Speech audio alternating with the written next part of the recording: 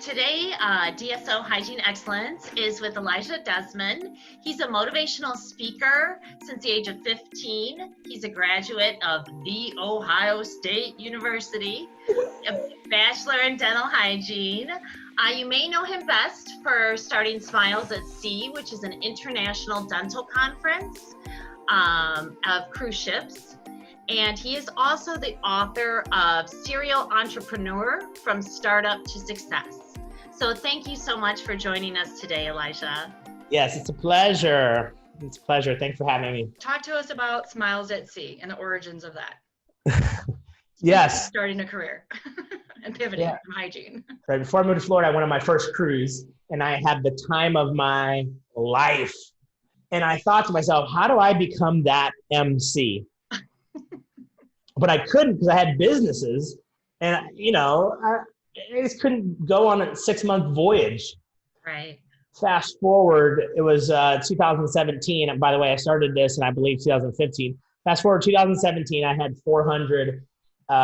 about 400 people in this theater. I remember opening and having Bernie Stoltz come to the stage, and on the way to the stage, I had his walk-on music, and I screamed, "Who's ready to have a good time?"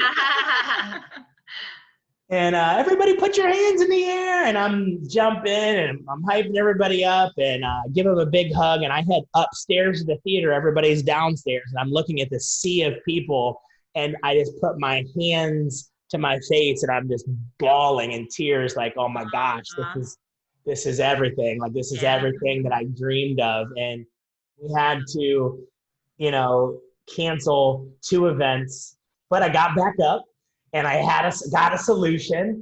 And look, now in this November, we're going to have a give back cruise. Everybody is going to get free event tickets. And that's my way of saying everybody needs a vacation. And we are making a 3-night cruise, not a 5-night cruise. Now on the ship, everybody's there. It's like a trapped audience, right? Right. So that's the long version of why I created the cruise. What do you see, since we think that, the future of dentistry is leaning more towards DSOs, what do you see the value in the hygiene perspective within the DSO? Patient rapport is number one. So the hygienist is seeing the patient majority of the time. I mean, that's where the relationship is at, is in the hygiene department. I mean, you think about it, the dentist and the assistant primarily are seeing them for whenever they have fillings and extractions and implants and other work that they don't even want to have. They want to come see us as a hygienist. Right. So yes, the relationship is all about the hygienist, but in the same time, when you have assisted hygiene, I mean, I think the assistant is valuable as well, to be honest. And I'll tell you, whenever I did assisted hygiene, they were my superheroes. I would so much rather do what I do, which is clean some teeth, do some sealants, and build me some rapport. And you're right. It's win-win-win, right? The practice wins, the hygienist wins, the patients win. There's nothing to lose in that model ever. It is the ideal scenario for everybody. Yeah. Absolutely. So if you had to speak to an ideal future for hygienists and DSOs? I would encourage anybody to go and get their FDA expanded functions, that to be, as versatile as you possibly can, if that's legal in the state that you're in. So get your FDA, get your local anesthesia, learn how to be an assistant, learn how to work that front, fill that schedule as much as you can, take the trash out. Yeah. Take the trash, be a team player. Yeah. Because I'm going to tell you, the year of the grouchy hygienist is gone. Yeah. And there's absolutely a place for hygiene.